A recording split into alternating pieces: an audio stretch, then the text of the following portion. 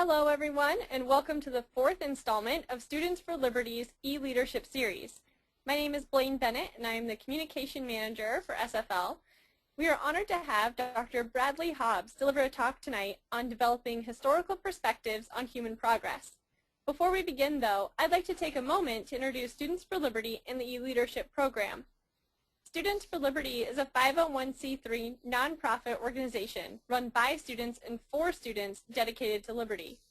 We were formed 2 years ago to serve a previously unfilled niche in our universities, connecting liberty-friendly students with other students, faculty organizations, and resources to help them advance their ideas and applications of classical liberalism.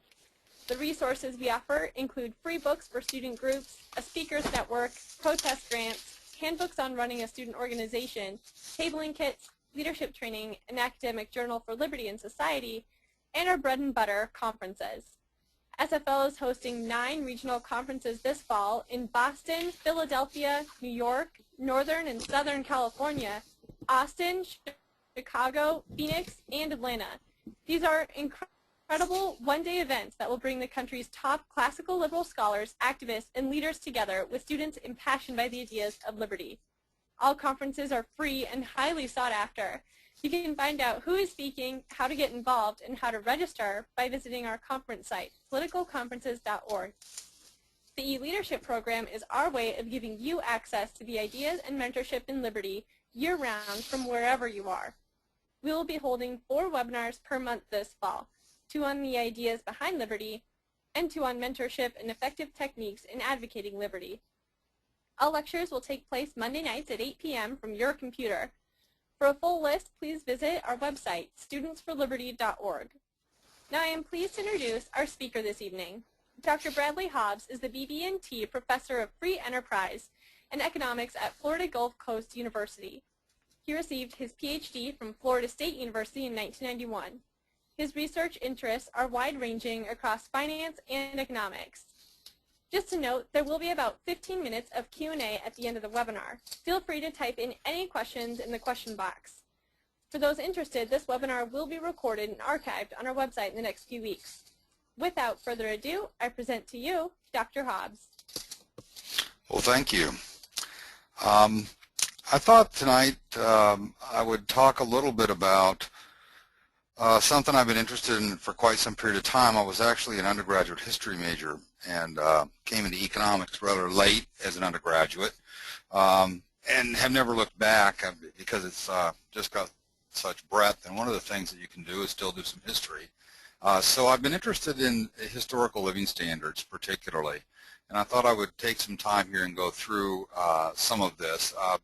I've collected these materials over a number of years, but Brian Kaplan, who is at George Mason, recently wrote a book called The Myth of the Rational Voter. It was published in 2007.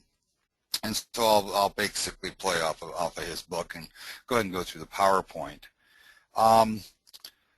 As I move through, I'm going to go through the Kaplan material relatively quickly because I think some of the further material might be of more interest to students. Brian is a brilliant young man. He's written this great book, and it's about rationality in economics and sort of the biases that we have. And he identifies systematic biases, particularly among the population as opposed to economists.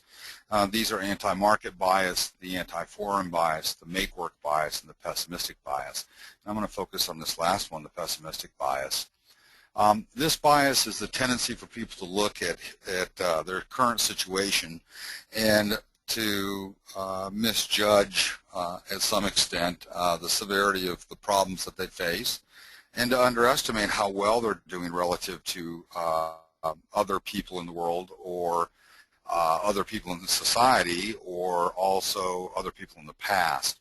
And I often have referred to this as, in my classes, as the good old day fallacy, where people idealize the conditions that were in the past.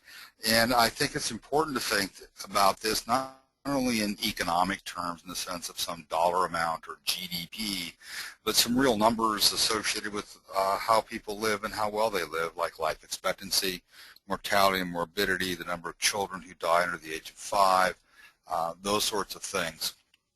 And I don't think we really have a good understanding of how quickly this has changed.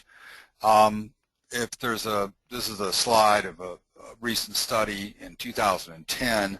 68% believe the American dream is harder for their children to achieve, 45% much harder. 32% believe America is on the decline, or excuse me, 58%, whereas 32% believe it's on the rise. And we see a number of things here. I'll make this PowerPoint available to anybody who'd like it, that tell us that people are relatively melancholy and concerned about the future. And given the recent debacle in financial markets, I can understand that to a certain extent. But I think it's also important, particularly at these times, to gather some sort of historical perspective. One of the things that's always been close to my heart, since I've read about it, is the Ehrlich Simon Bet. In 1968, there was a book called The Population Bomb, written by Ehrlich. Ehrlich was a preeminent biologist, very popular, had this book that sold very, very well. And essentially what he did is he recounted the Malthusian argument that we were going to run ourselves out of resources. Another reason I'm interested in this is because of the recent environmental movement that is pointing to some factors that I think we should be concerned about, but it certainly isn't so bad that the sky is falling in on our head. So I read this book a long time ago, and some of the predictions that he made you can see here on the screen. India couldn't possibly feed 200 million people by 1980. He basically said there would be large, massive starvation throughout the world, and none of this came together. Ehrlich bet against Simon, and they had this side bet on 5 different raw materials, and they bet on the prices, whether they would go up or down. Ehrlich agreed that if scarcity was the condition, that those prices would go up.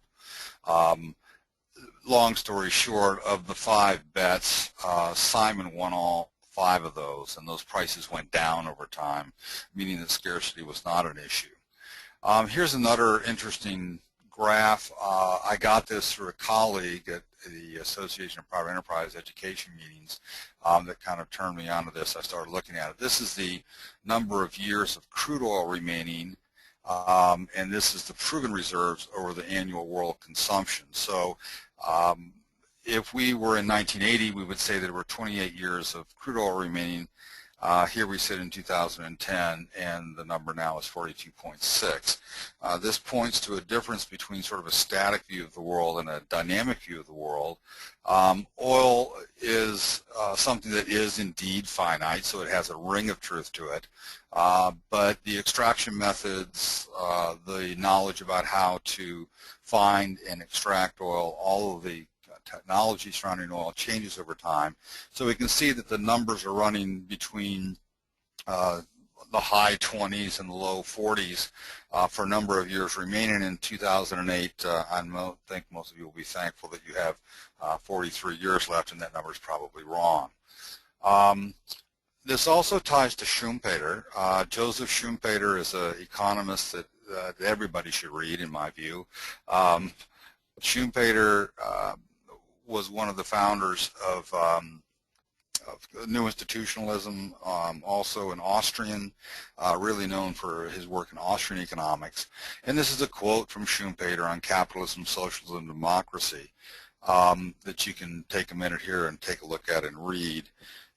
But the idea is that capitalism makes its advances by mass production. And that entrepreneurs are an extremely important part of this. Schumpeter wrote a lot about entrepreneurs. He also had a very interesting perspective on why capitalism would eventually die out. It was not Marxist by any means. In fact, he thought Marx wasn't all that bright a fellow. But I think his story may be an interesting one, and it's in Capitalism, Social and Democracy, but we won't talk about it now. Maybe that will give you something to read in Capitalism, Socialism, Democracy, Schumpeter's view of why capitalism will fail. But the capitalist achievement is making, as he says, these silk stockings not for queens, but in bringing them to the people who make the stockings in return for steadily decreasing amounts of effort. This is from the Millennium edition of the Economist magazine, and I just thought it was a fantastic picture. This is a hockey stick. I think that's a term that has become popular.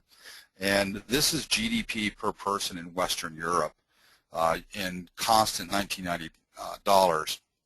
And as you can see, that growth rate in GDP was extremely flat from the time that we've recorded history forward till about just a little after 1800, and that number just simply flat took off. So we can see that the per capita GDP got up to near $22,000 per year by the year 2000, and that number is higher now. Another person that kind of got me thinking about this was von Mises in The Anti-Capitalist Mentality, which is a book that Mises wrote. He notes that the emergence of mankind, the emergence of economics as a branch of explaining how the world works is how do we go about explaining how capitalist enterprises transformed this world within a few generations more radically than the preceding 10,000 years. And I think we get that also out of the previous graph. This is a favorite way to introduce this in my principles courses. I ask my students often who was the best surgeon in the Civil War. I'll give you a minute or two to think about that. And here's a hint of what it might be, who the best surgeon was. And here we go. It was the fastest surgeon.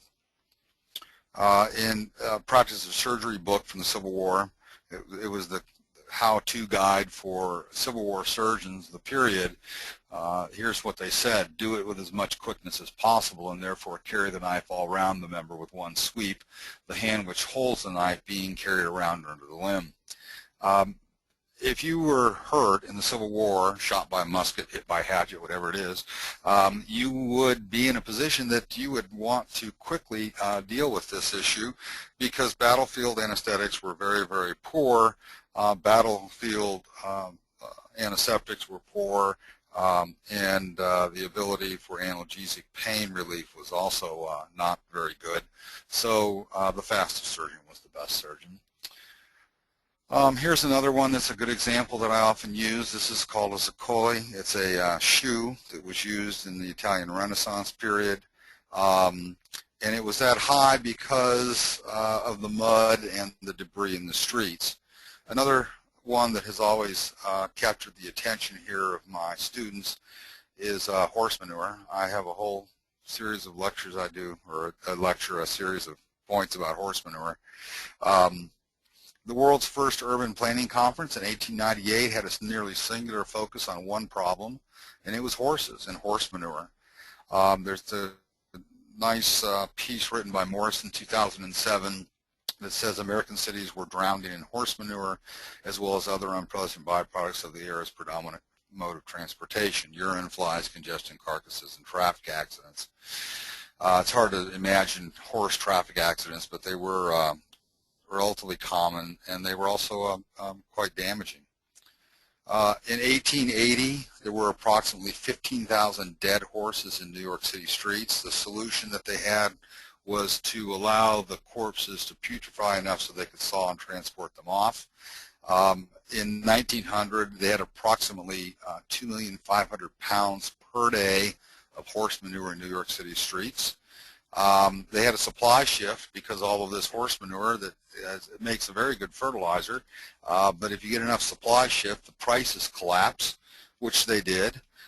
Prices collapsed for the outflow of horse manure from New York City, and vacant lots began to yield piles that were 60 feet up to 60 feet tall, which is kind of daunting to think about. There's another person that I have read, and I have to thank Don Boudreau at George Mason for turning me on to this fellow. This is a French Marxist by the name of Fernand Braudel, who wrote a 4-volume series called The Structures of Everyday Life, Civilization and Capitalism Between the 15th and 18th Century. And Bradley points out that the two sides were luxury and poverty. He was a Marxist. He thought in those class terms, superabundance and penury. So I think this was a reality in many places. It was a difficult life, and Marxists had certain ideas about how that worked. But what I did find in his book that I just beyond a number of other things, but was fascinating to me, is this is the budget of a Mason's family in 1800. Now, that's 5 persons in a family. We have to remember that a Mason is a highly skilled worker at this time. As a percentage of revenue on his spending, and his would be the answer. There weren't many female Masons, I don't suspect. The food was 73%, just short of 73% of all expenditures, which is just absolutely a phenomenal amount of spending. And as always, the CPI is very difficult to interpret because changes in quality that occur. Bread here was more than half of the family's food budget. Cereals were important. The amount of animal products was relatively low, as were fresh vegetables. And then here I also have, I think I can pull this up and you can see it. Perhaps not. It's going on my other screen. But there's a link on this website here in the New York Times. It's got this great little graphic tool in which you can look at, let me see if I can get this over here just for a minute and at least show it to you. There we go. Maybe that'll show up for you. These are inflation's parts. You can go through and you can look at all the different components of what we have access to today. And let me just pose to you that that's significantly different. When you get the PowerPoint, you can just click on this thing and look at it all you want, but it gives a better idea of what today's consumer looks at as opposed to, say, the consumer of a Mason's family in 1800. Let me get back over to my screen here. Another one that I've used for quite some time has been the progression of music. We all, I suspect, at least if we don't have an iPod, have seen one and know what they are. Even Dr. Hobbs has one. In my days in college, we used orange crates to keep our albums in. I had 5 or 6 of them up against the wall. All of those albums, plus significantly more, including a whole bunch of econ talk from Russ Roberts and the Liberty Fund, are on my iPod. It's 160 gig. I carry everything that I have on that thing. Of course, I keep it on my computer and backed up. But the progression of music, recorded music, is particularly interesting to look at because I think a lot of young people are attracted to recorded music and listen to music. I know I did and still do listen to quite a bit of music. And that progression is also something that I've got a nice link to. It's a history of recorded music technology that's on a website out at a California university.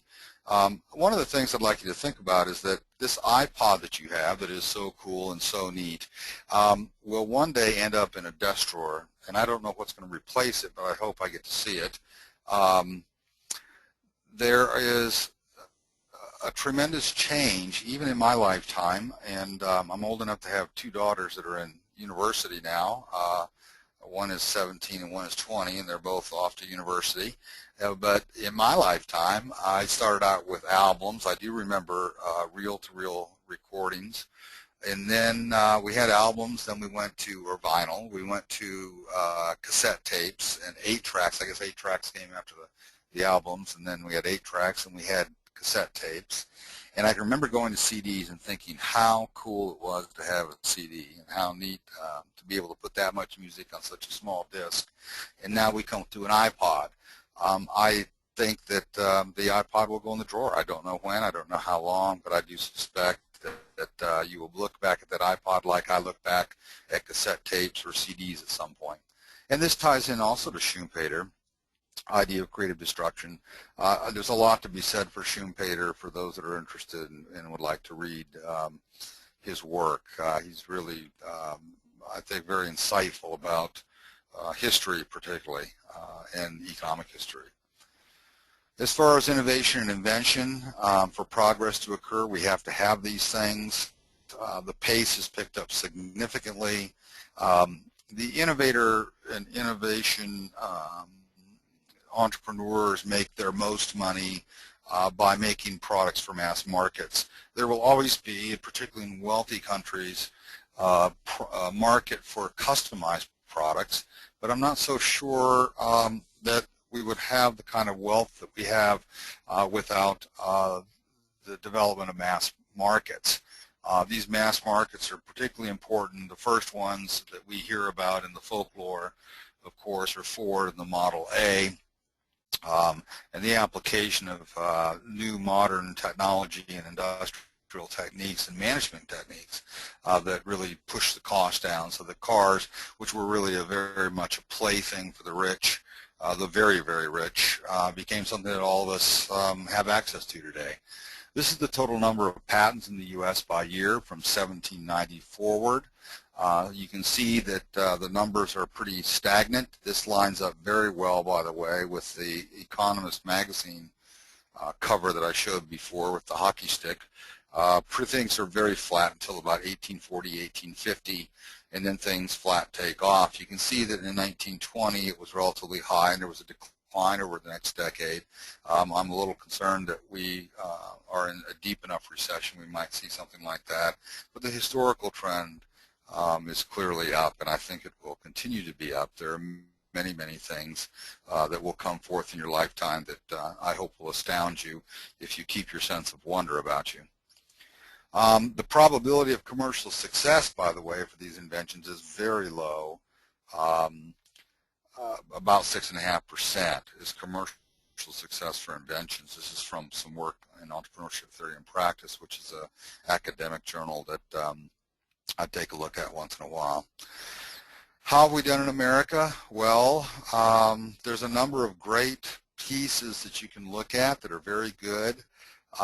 It's getting better all the time. The 100 Greatest Trends of the Last 100 Years by Moore and Simon. There's a couple of economists at the Dallas Fed named Cox and Alms. I got interested in this again when I read Time Well Spent, which puts everything in terms of the number of minutes an average worker has to work to lay claim to products and goods and services.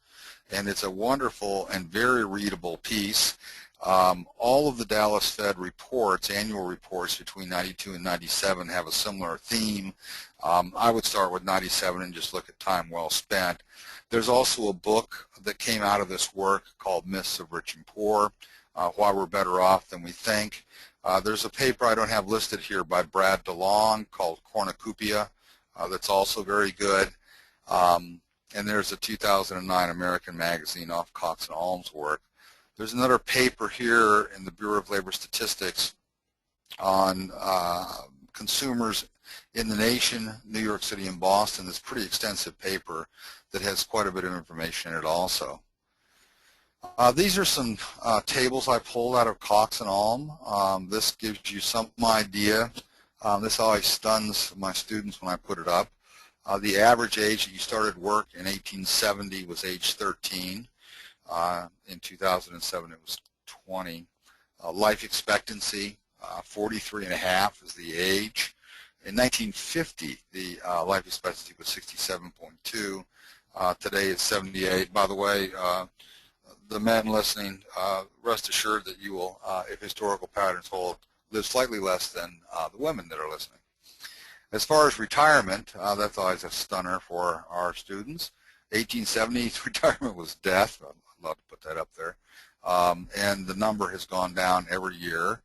I think this recent financial debacle will probably put that number up a little bit, but nothing like 6 or 7 years.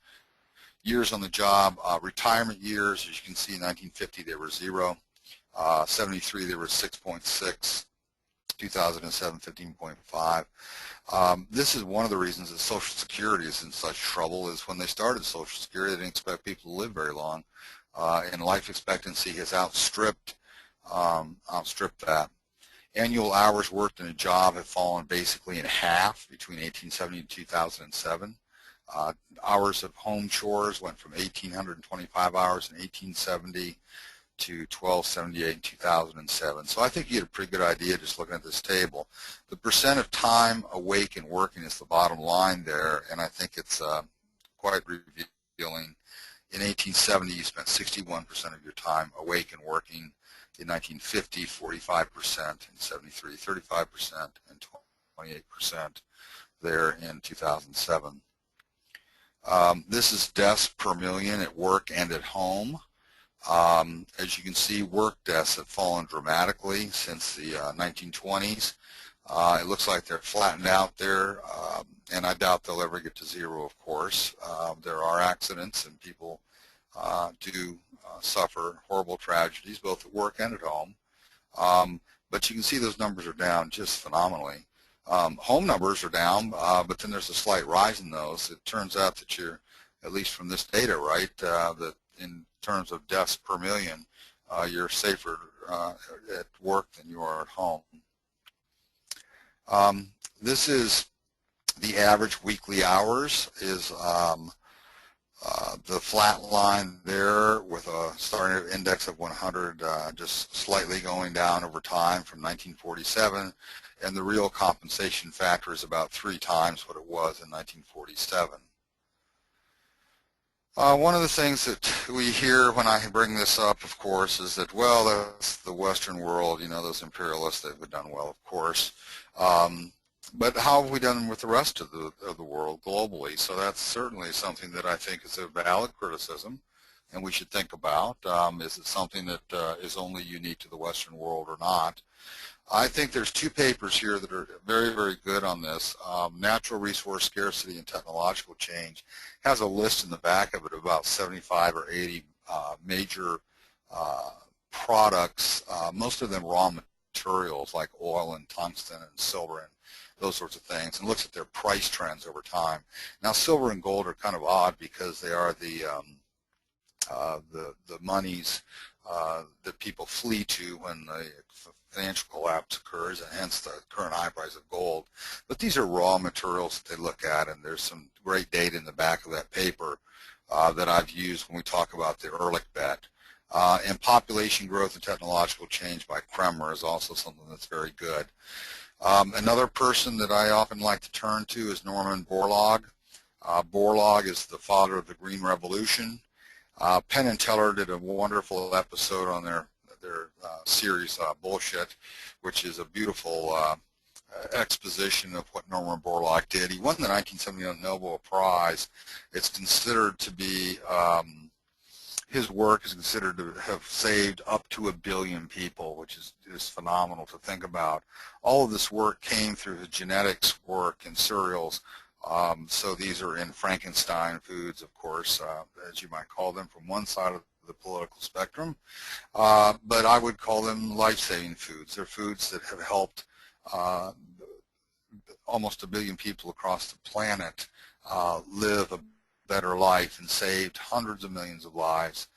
Currently, his work is under attack for genetic engineering by what I call the human haters, the rabid environmentalist groups. But if we look at genetic engineering, that's been going on since livestock was first brought into the human realm. Farmers and breeders and those who handle livestock knew very well to cross different strains and different types of animals and plants, and we have really increased our ability to do that through modern science, but people have been doing that for 2,000 years before then. There's also a nice link on this website, or this PowerPoint if you get to it, and it's a Norman Borlaug rap song, so I thought that might be kind of fun. I play it in class for my students. This is a very recent paper, 2009, and they're looking at world distribution of income, and this is something that I think we also should be aware of. And we can take a look here at their data. World poverty is falling.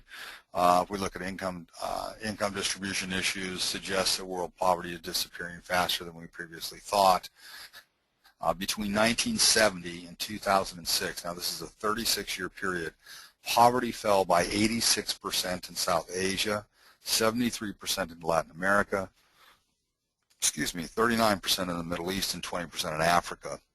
Barring a catastrophe, there will never be more than 1 billion people in poverty in the future history of the world, which is kind of stunning if you go back 30 or 40 years and look at the estimates. The number of people who live below $1 a day poverty line has shrunk by nearly 64%, from almost 1 billion people in 1970 to 350 million people in 2006. And again, if you get the PowerPoint, you can look at these papers. I have them linked. My takeaway is about capitalism. Our capitalists really what I call greedy, rapacious bastards, or GRBs in class I call them, since I don't want to get in too much trouble. Or are capitalists and innovators making contributions to human flourishing that reach far beyond themselves? And I would posit the latter, that capitalists, not crony capitalists like some of the ones we've seen as of late, but true capitalists and innovators have made tremendous contributions to mankind and often have been paid back with profits and the scorn that profits bring. Profits come because you're able to provide consumers with better products or lower prices or higher quality, and I think that we should be very supportive of what entrepreneurs do. And disagree with the notion that profit is a dirty word. I think profit is actually not a 4-letter word, and it sends a very good signal, and it's an important signal.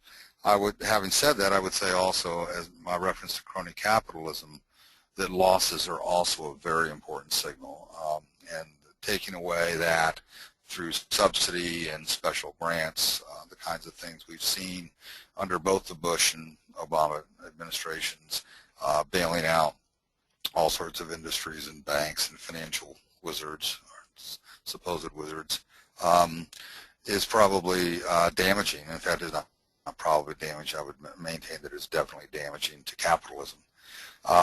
We can't pick the winners, and I'll close, I think, here with Frederick Bastiat. They place their faith in the legislator, and I place mine in mankind.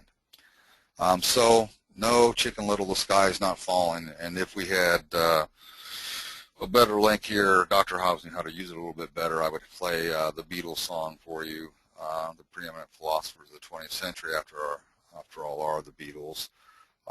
It's getting better all the time. Maybe you can hear it, I don't know.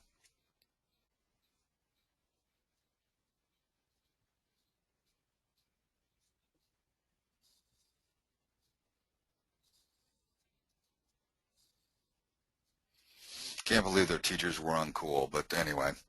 Well, that's about enough of what I've got here, and I thought we're just about at 40 minutes, maybe just a minute or two short, but I'd open it up to any kind of questions or whatever we want to do now. It's fine with me.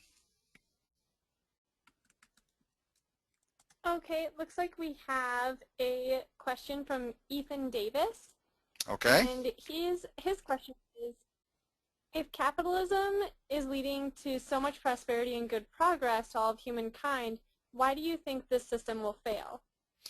Well, Schumpeter said it would fail, and I think his story is a very good one. I don't necessarily think it will fail, but I think that Schumpeter's onto something. And his basic thesis is that capitalism produces such wealth that we're able to support an intelligentsia that is very critical of capitalism, and that the failure comes not from just an outright collapse of capitalism, but because there is so much wealth, the inevitable slide towards more and more socialism, and particularly among intellectuals. He's very critical of intellectuals in his book, Capitalism, Socialism, and Democracy.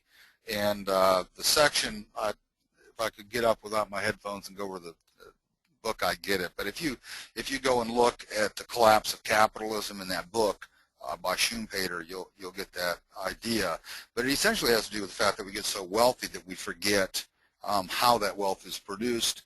We tend not to support entrepreneurs, and that people become a lot more interested in income distribution than they do in the generation of income.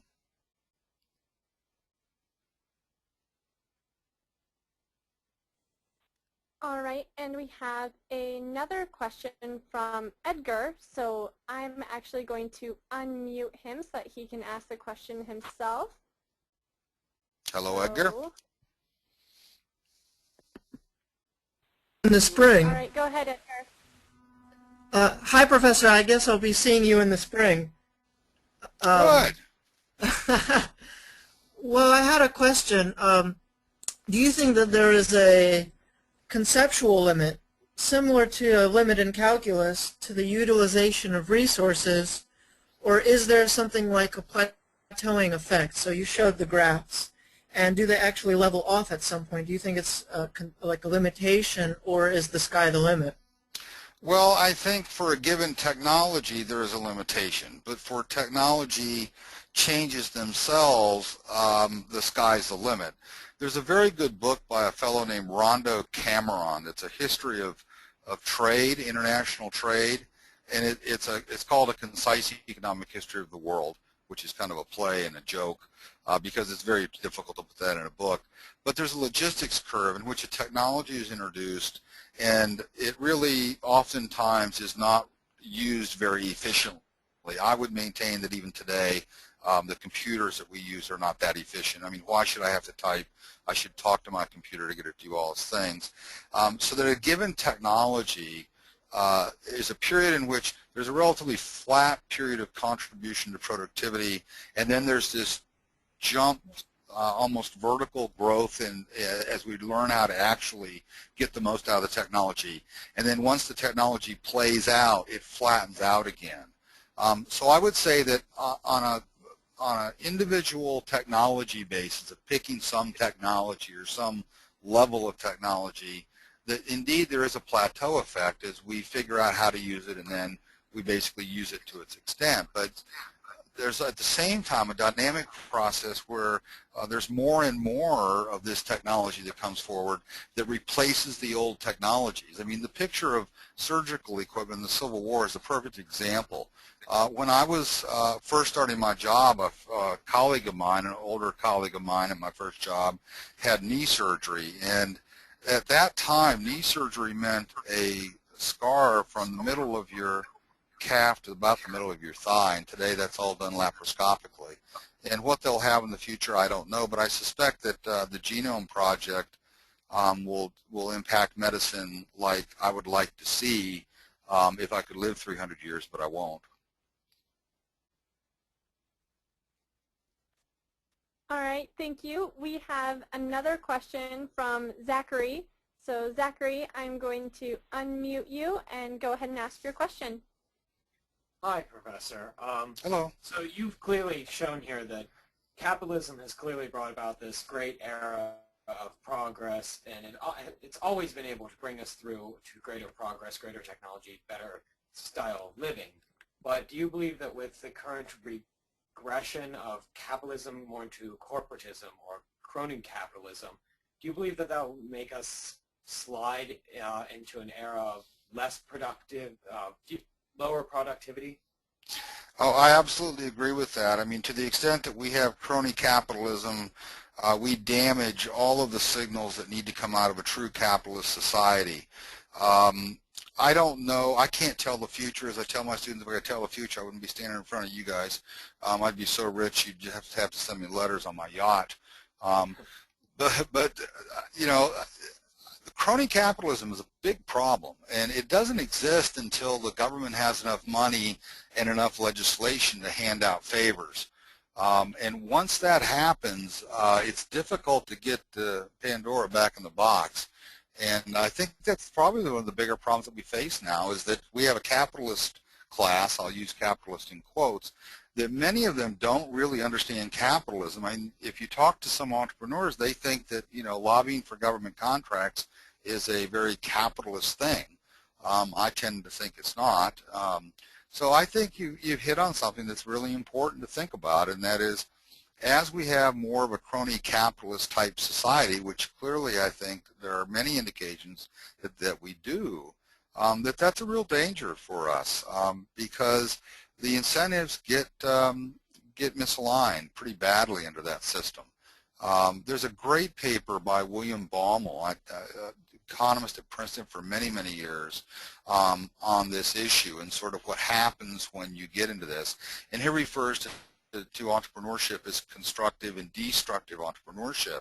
He talks about the fact that there's a lot of resources used to lobby governments and rent seeking and those kinds of things that really are quite damaging to an economy over time. And it's a wonderful book, title article. I can't recall exactly right now, but it's something like Productive and Unproductive Entrepreneurship, and it's by William Baumol, B-A-U-M-O-L.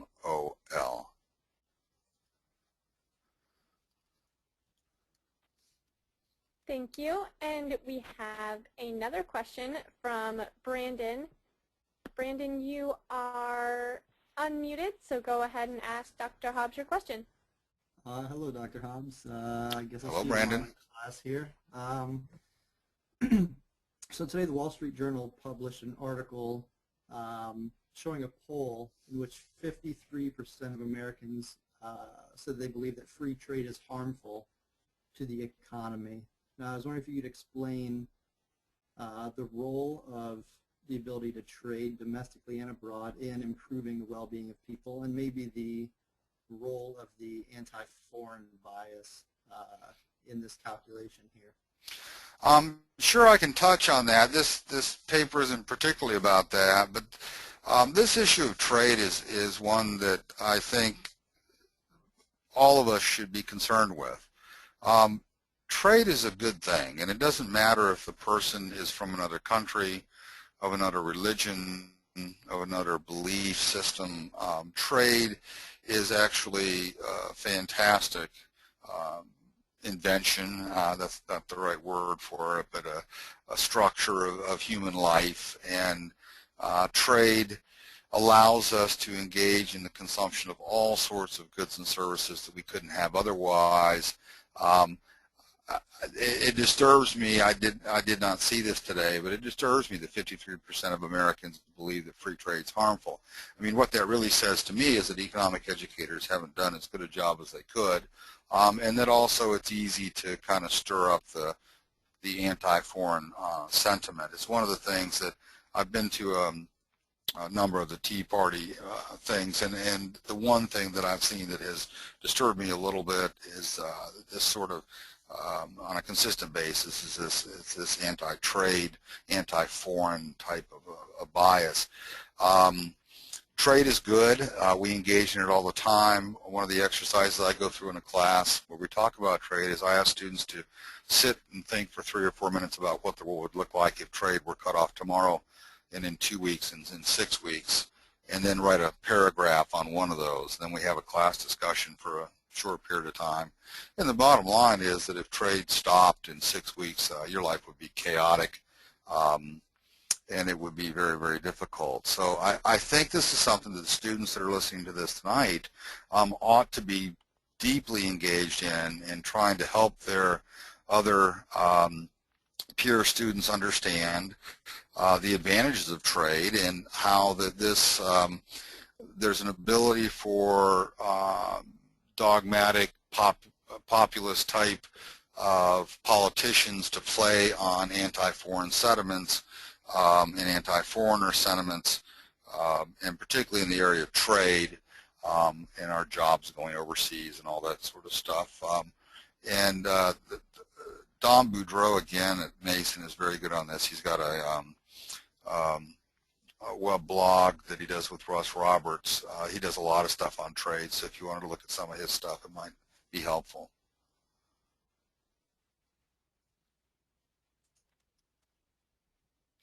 Thank you, Dr. Hobbs. And we have another question from Jonathan. He doesn't have a mic, so I'm going to ask it for him. Okay. The question is, short of giving presentations ourselves, how do we get across to people that the world is constantly improving? How do you do away with both false beliefs of a better history that never was, simultaneously with the doomsayer notion that we're getting worse? What's the best way to cut through the nonsense? Well, I think one is to sit and have discussions like we've had tonight. You know, one of the problems is people want to believe what they want to believe, and if they're not willing to sit down and question their beliefs and do some research and some reading and look at some things, you're not going to get through. I mean, one of the problems is, I've got a quote in this paper that I'm working on that's based on this stuff. Is from Mark Twain, is the difficulty ain't that we know so much but that we know so much that ain't so. You have to get people to look at materials like what I presented tonight. Find, I would suggest that the students find 3 or 4 or 5 of these articles that are very approachable and very readable. And when someone goes off on that, ask them if they'll read this article and discuss it with you. The chances are they're going to say no, but those kind of folks are ideologues anyway, and I'm just not sure that you're going to turn an ideologue until they want to be turned. But I think there's a lot of people that are relatively open. I myself was in Latin American history. I was under the influence of a number of Marxist professors, and I took my first economics course to learn more about Karl Marx. James Buchanan says he had the same kind of experience, as did F.A. Hayek. And if you're a young person, those ideas have a lot of draw. But my fundamental concern had always been human well-being. And I came to the realization over a number of years that if that was my fundamental concern, then I had to become a supporter of classical liberalism. Thank you, Dr. Hobbs. We have another question from Abel Roasa at George Mason University. He also does not have a mic, so I will ask on his behalf. Okay. His question is, I dislike the phrase market failure because I see an infinite number of markets. If you don't like the current outcome, just change the incentives to create a slightly different market. If you agree, why is this fallacy of one market version versus many government options so prevalent? If you disagree, where did I go wrong?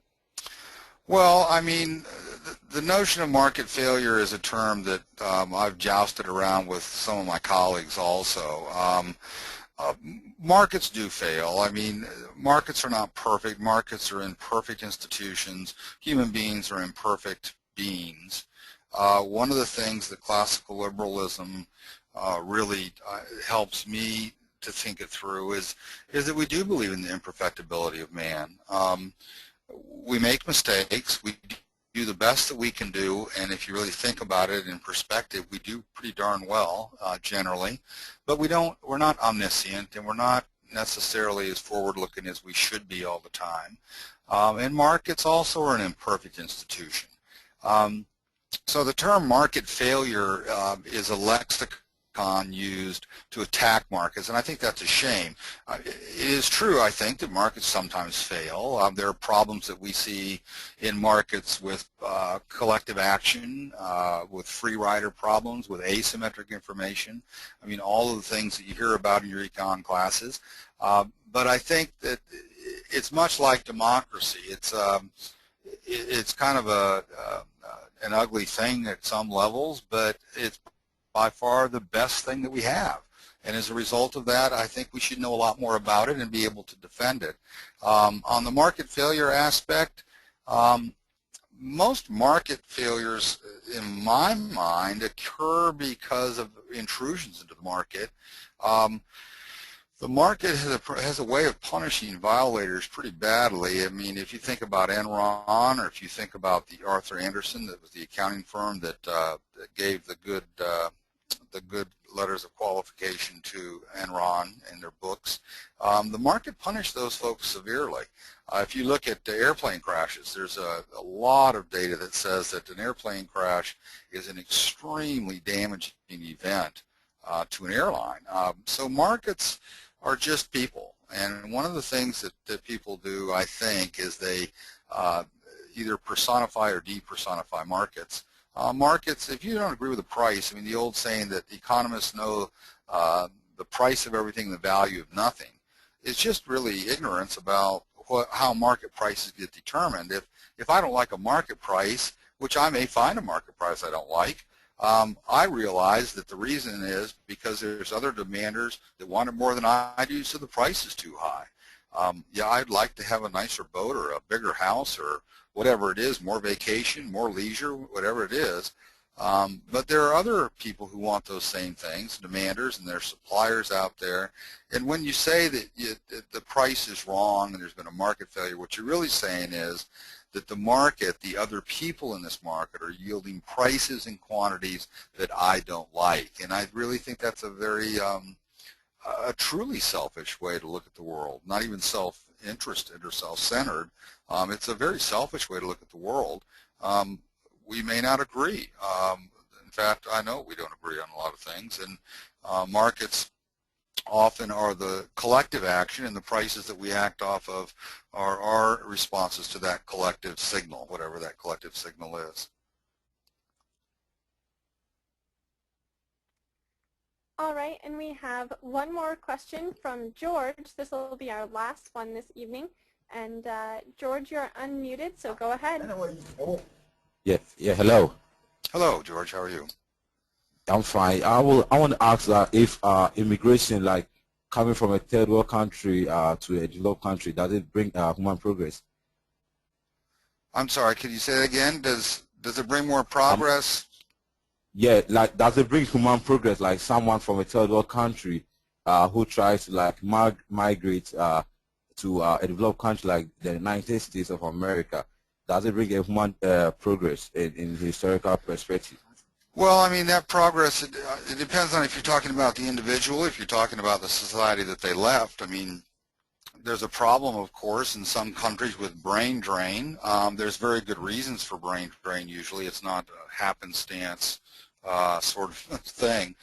People leave for reasons.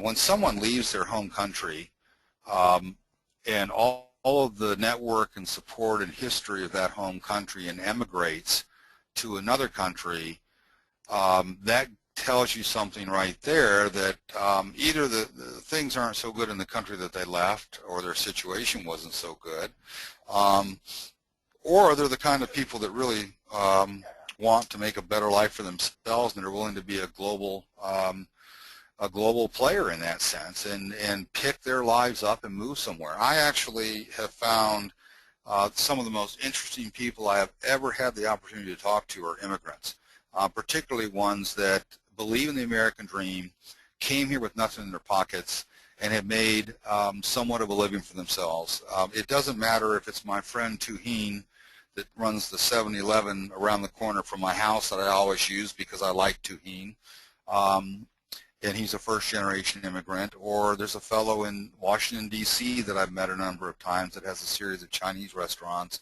But immigrants, I think, have a very unique perspective on America and understand that there's opportunity in America, and oftentimes they understand that very closely because they didn't have that opportunity in their homeland, and they came here for a reason. So in a classical liberal sense, I'm very pro-immigration. There's a brand new podcast, by the way, out by Brian Kaplan, the author of this book on immigration, with Russ Roberts on Econ Talk that you all of you should listen to. But I have great respect for immigrants, the ones that come here and have an understanding that America is an opportunity. Some of my best students have been students, by best students I mean students that I think really get what I'm talking about. Are students like a fellow Alexei Kovtunenko, who's a Ukrainian immigrant who came here and took a Moral Foundations of Capitalism course with me. And Alexei is actually at Mason now doing a computer science degree. And I've so enjoyed watching him, and he got a citizenship this summer, by the way, and so I got him a flag. Those kind of folks are very interesting to talk to, and I think that we can learn a lot from listening instead of talking when we have a conversation with immigrants about their past, their lives, and why they came here, and what they view America as, and what they think that they can do here. Welcome to America, by the way. I have one last question to sneak in, if that's okay with you, Dr. Hobbs. I'm fine. I don't think Dancing with the Stars is on yet, is it? You have 2 minutes. This is coming from Ethan Davis. He's wondering, do you believe people are generally good, and should the people be trusted with pure democratic mob rule, or is a more representative system like a republic preferable? I can answer that very quickly. I would prefer a republic. Democracy is a great thing, and the problem that you've got with democracy is, and if you ever want to make this point with someone, chapter 1 or 2 of Milton Friedman's Capitalism and Freedom is a great way to do it. The problem with democracy is that if 51% of us decide that we don't like people named Blaine, and so we're going to string them up in trees, in a pure democracy, you can get away with that. You can do that. So you have to be very careful and understand that when we have a democracy, you can get exactly what this person pointed out. That is, Eric, I believe, you can get mob rule, and you have to be very careful with democracy, particularly in a society that is oriented on group rights rather than individual rights. Because once you start to align with the group over the individual, and you forget about defending individual rights, you forget that the ultimate minority, as Friedman said, is the minority of one, and that all of us should defend the minority and that minority of one and the individual rights that go with that. So I think that's a great point that the questioner made, and I would, again, let me close by saying I'd certainly fall on the side of a republic over democracy. If we look at Amendment, I believe it's Amendment 17, that's when the Senate became a democratically elected Senate by a popular vote rather than answerable to state legislators. And as much as or as little as I think about state legislators, at least the senators then had to answer to the people of the state. The system that was set up by the 17th Amendment has turned into a system where senators are answerable to other senators and to the political system and to the parties and to the lobbyists, but they have really very little answerability or contact with their constituencies relative to what we used to have when the state legislator wrote herd over them in a republic format as opposed to a purely democratic format.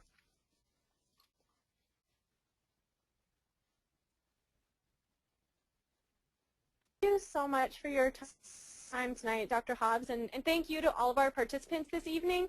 There were a couple more questions at the end.